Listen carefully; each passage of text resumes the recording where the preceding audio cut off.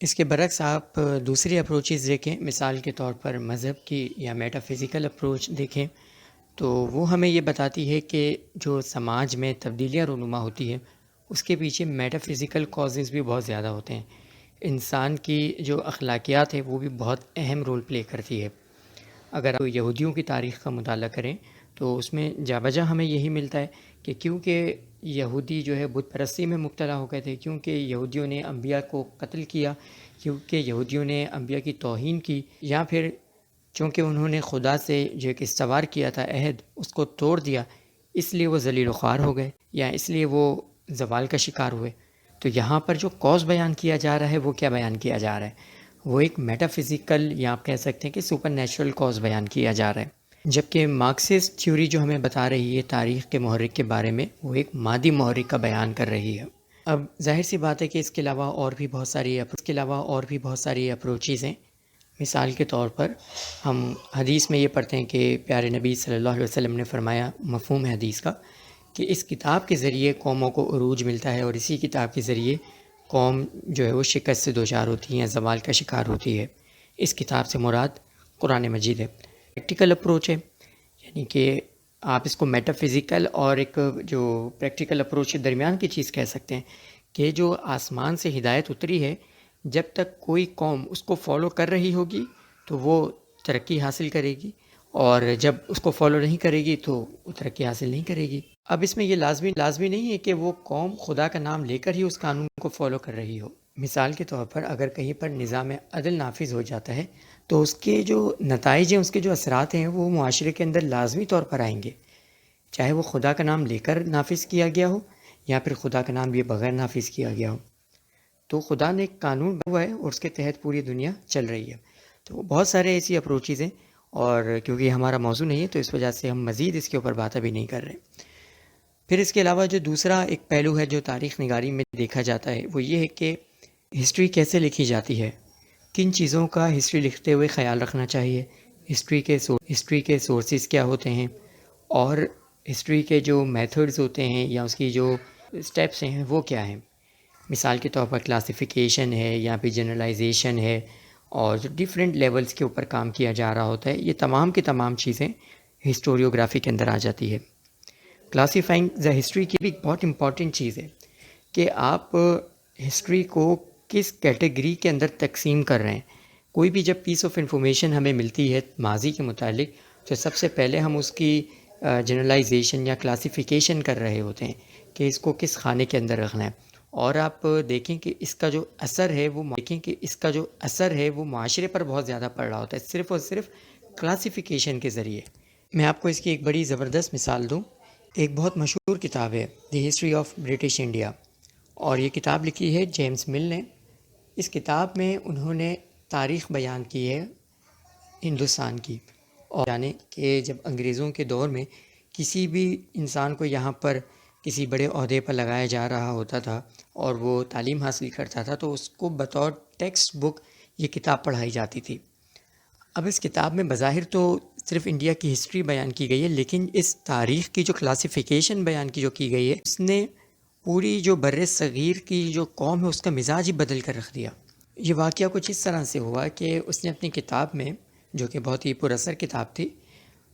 اپنی کتاب میں اس نے ہندوستان کی تاریخ کو 3 حصوں میں تقسیم کیا: اینشنٹ انڈیا،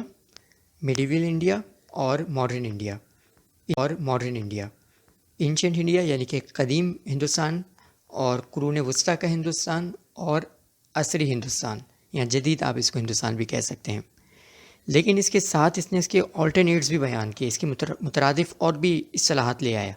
اب وہ کیا تھی کہ اینشنٹ انڈیا سے جو مراد تھی، اس کی جو کلاسیفیکیشن کی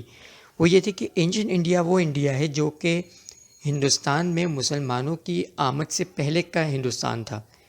تو کیا ہوا نتیجہ اس کا کہ جو اینشنٹ انڈیا کی جو ہسٹری تھی وہ ہندو ہسٹری بن گئی۔ اس کے بعد جب وہ میڈیول ایج کی طرف آتا ہے، قرون وسطیٰ کی طرف آتا ہے، تو اس موقع پر وہ یہ کہ تاریخ دراصل مسلمانوں کی ہندوستان میں تاریخ کا بیان ہے، اور پھر جب ماڈرن انڈیا کی بات کرتا ہے تو وہ برٹش انڈیا کی بات کر رہا ہے۔ اب آپ دیکھیں کہ اس سے نفسیاتی طور پر کیا نتائج پیدا ہوتے ہیں۔ وہ یہ، جب مسلمانوں کی بر صغیر میں باقاعدہ حکومت قائم ہوئی ہے تو اس سے پہلے کی جتنی بھی تاریخ تھی، چاہے وہ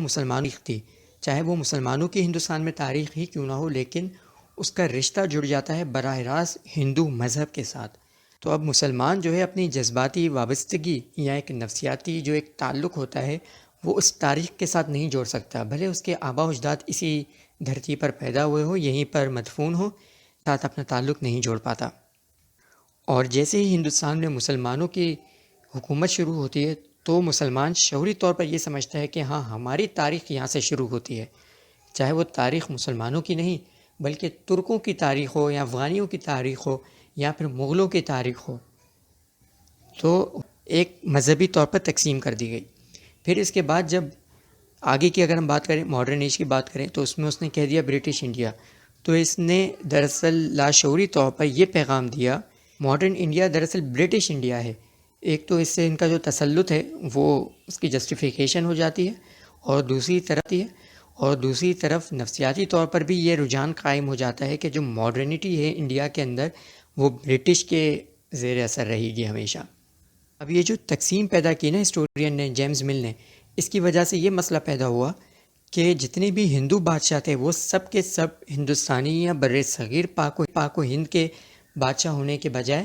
ہندو بادشاہ بن گئے، یعنی وہ مذہب کے علم بردار بن گئے۔ اور جتنے بھی مسلمان بادشاہ تھے، چاہے انہوں نے اچھائی کی ہو یا برائی کی ہو، چاہے وہ اچھے کردار کے لوگ ہوں یا برے کردار کے لوگ ہوں،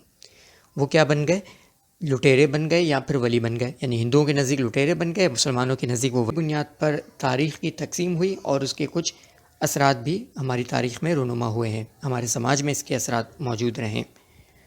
بلکہ آج بھی اگر آپ دیکھیں تو ہمارے ہاں اگر آپ کو کوئی کسی عثمانی، ترکی یا کسی مغل بادشاہ کی کوئی شواہد آپ کو آثار یا کتبہ آپ کو مل جائے تو اس سے آپ کی وابستگی، آپ کو زیادہ اٹیچمنٹ محسوس ہوگی بنسبت اس کے کہ آپ کو انڈس ویلی یا ٹیکسلا یونیورسٹی جو موجودہ یونیورسٹی ہے وہ نہیں، تکشیلا کی ہم بات کر رہے ہیں، جو کہ زمانہ قدیم میں وہاں پر ایک مدرسہ یا جامعہ قائم تھی، اس سے ہمارا کوئی تعلق نہیں ہے۔ گندھارا تہذیب سے ہمارا کوئی تعلق نہیں ہے، موئنجو داڑو کی تہذیب سے ہمارا کوئی تعلق نہیں ہے۔ اب ظاہر سی بات ہے کہ ان تمام تہذیبوں میں اچھائیاں بھی تھیں، برائیاں بھی تھیں، تو ہمیں ان کو اون کرنا چاہیے، ہمیں یہ کہنا چاہیے کہ ہاں ہم ہی اس تہذیب کے جو ہے وارث ہیں اور ہم اس تہذیب کو آگے لے کر چلنے والے لوگ ہیں۔ لیکن ہوا بالکل اس کے برعکس تھا۔ ہم نے تاریخ کی جو تقسیم کی جیمز مل نے، اسی کو فالو کرتے ہوئے ہندو تاریخ الگ بنا دی، مسلمانوں کی تاریخ الگ بنا دی، اور ماڈرن جو ہسٹری ہے وہ ہم نے بالکل الگ کر دی۔ اس کے علاوہ ہسٹوریوگرافی میں یہ بھی دیکھا جائے گا کہ جو ہمارے پاس پیس آف انفارمیشن ہے تاریخ کا، اس کو انٹرپریٹ کیسے کیا جائے، اس کی انڈرسٹینڈنگ کیسے ہو، اس کو کیسے وضاحت کی جائے اس کے بارے میں، اس سے کیا نتائج حاصل کیے جائے۔ اس کی میں ایک چھوٹی سی مثال آپ کو بیان کروں کہ زمانہ قدیم میں ہمیں مذہب سے متعلق کوئی بھی آثار نہیں ملتے، یعنی کہ کوئی ہمیں بت نہیں ملتا، کسی قسم کا کوئی اسکرپچر ہمیں نہیں ملتا۔ اسکرپچر تو ظاہر سی بات ہے کہ جب زمانہ تحریر کا تھا ہی نہیں تو کیسے ملے گا،